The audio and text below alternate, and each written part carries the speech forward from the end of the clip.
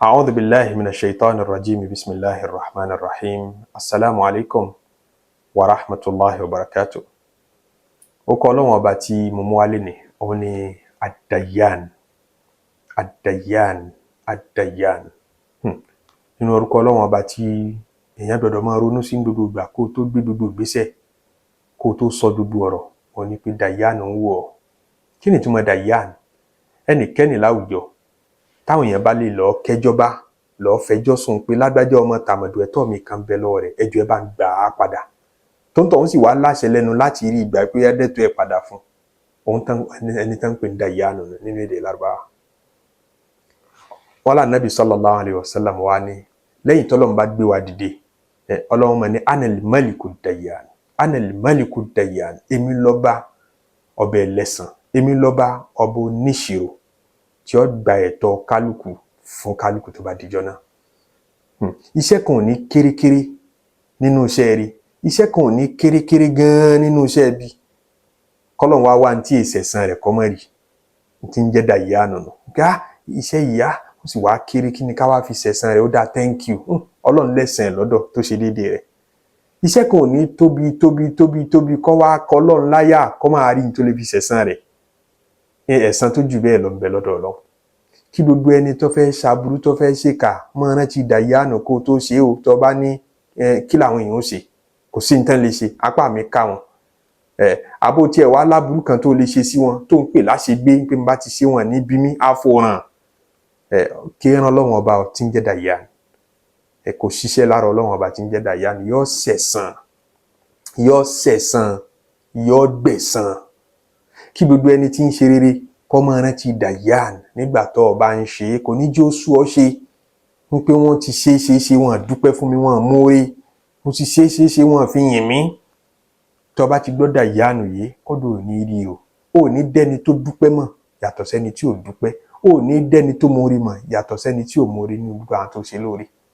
Kí ló ní ìdí ọpẹ́ wọn fún? Kí ló fẹ́ fọpẹ́ wọn ṣe? Kí lọpẹ́ wọn gan ṣe lára rẹ̀? Mọ́ bá wọn dáṣà wípé wọ́n ní yìnyín jẹ́ ń ṣe míì, orí yìn ní jẹ́ kí ẹ̀yìn ní jẹ́ kó rí owó àbíbò wọn ti máa wí. Wọ́n lẹ́ni tá a ṣe lóore tí ò dúpẹ́ bí ọlọ́ṣà kó ní lẹ́rù ni. Bí àwọn gbà pé nígbà tá a ti ṣe lóore tí ò dúpẹ́ wọn, orí yẹn waste, ó jalè wa, ó chance wa. Ìròrí tí wọ́n nù nítorí wọn nígbàgbọ́ nù Dayyan. Wọ́n gbà pé ọbẹ̀ ẹlẹ́san ń bẹ tí máa ṣẹ̀san. Tó bá ti nígbàgbọ́ nù Dayyan, orí kọ̀rọ̀ mọ̀ ọ̀rọ̀ Ọlọ́run àti ṣe tí ò ní kárí mi nú. Tọrọ ọmọ yìí pé kò sọnù lọ́dọ̀ ọbẹ̀ ẹlẹ́san. Nígbà mi a máa wá nǹkan tí inú ilé táwọn ká kò kọjá inú ilé yìí, kò kọjá inú ilé yìí, ẹ̀mí wọ́ wà balẹ̀. Ìjọ́ márùn-ún gan lè mọ́ wà bọ̀rọ̀. Nífọ̀kànbalẹ̀ wípé kò kọjá inú ilé yìí tí ń bá ti ráyè nísìnyí wà. Bẹ́ẹ̀ ni gbogbo iṣẹ́ tá à ń ṣe pátá àti rere àtàbúrú bẹ́ẹ̀ lórí lọ́dọ̀ Ọlọ́run. Ojú ti ẹni ilé ayé yìí ti tóbi, yàrá kínkínní ni lọ́dọ̀ Ọlọ́run. Àtayé àti sánmà àtilẹ̀. Gbogbo ohun tó ṣe tó rò kó pamọ́ àbójúnù àbí gbogbo ẹ̀ pátá kedere ni lọ́dọ̀ Ọlọ́run. Dayyan ń bọ̀ wá ṣẹ̀san. Ó rí ọ̀rọ̀ tí Lukman sọ fọ́mọ ẹ̀. Ó ní ó dì í mọ́wọ́ ń pé ọ̀rọ̀ yìí dì í mọ́wọ́ gidigidi fi ṣayé rẹ ni o, kó o sì fi ṣẹ̀sìn kó o lè nísinmi.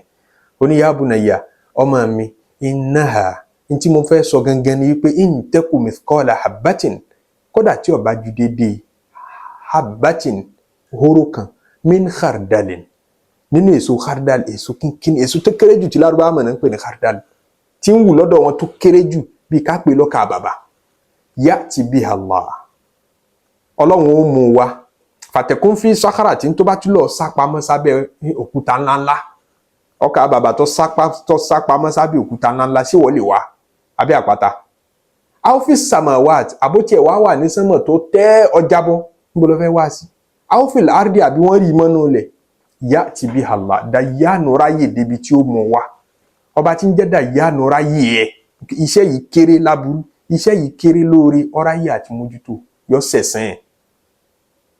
Ó tó bá yẹn lẹ́rù kó o tó gbé gbogbo ìgbésẹ̀, kó o tó sọ gbogbo ọ̀rọ̀, máa rántí ọba tí ń jẹ́ Dayyan. Pàtàkì jùlọ lérí àwọn tó kápá, àwọn tó sọ sí tí ò ní lè fèsì, àwọn tí ó ṣe sí tí wọn ò ní lè ṣe tí wọn padà, bí ìyàwó, bí ọmọ.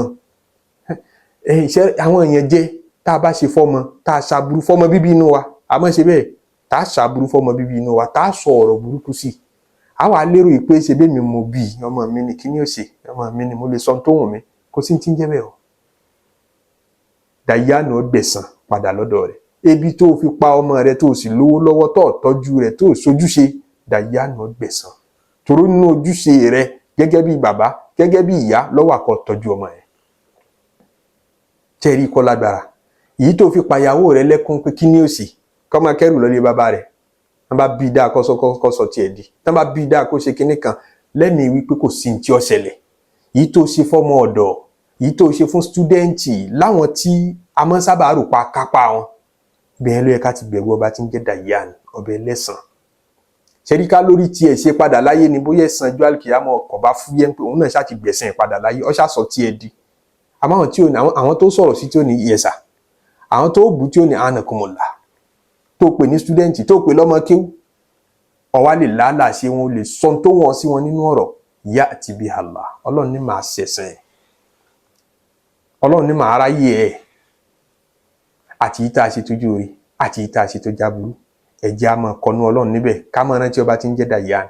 Tó máa Nabi sallallahu alayhi wa sallam máa sọ fún sàábé Usayd ibn Hudayr tá Nabi ń sọ fún pé kó wá gbẹ̀san lára òun. Ó lá Nabi náà òun ní jí pé òun náà fẹ́ na tòun padà, òun fẹ́ na tòun padà.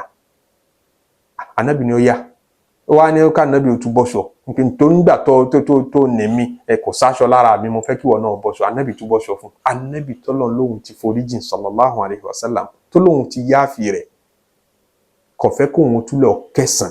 Ẹ̀rù ẹ̀san ọjọ́ àlùkìyámọ̀ ń bà. Èmi tọ́lọ́run ò tí ì foríjìn àtiwọ́ náà tí ò lóhun ti foríjìn, kí la fẹ́ bá pàdé wájú Ọlọ́run ọba tí ń jẹ́ Dayyan. Òun ìrántí tí mo mú wá fúnra mi àtẹ̀yìn náà lénìí. Wassalamu alaikum wa rahmatullahi wa barakatuh.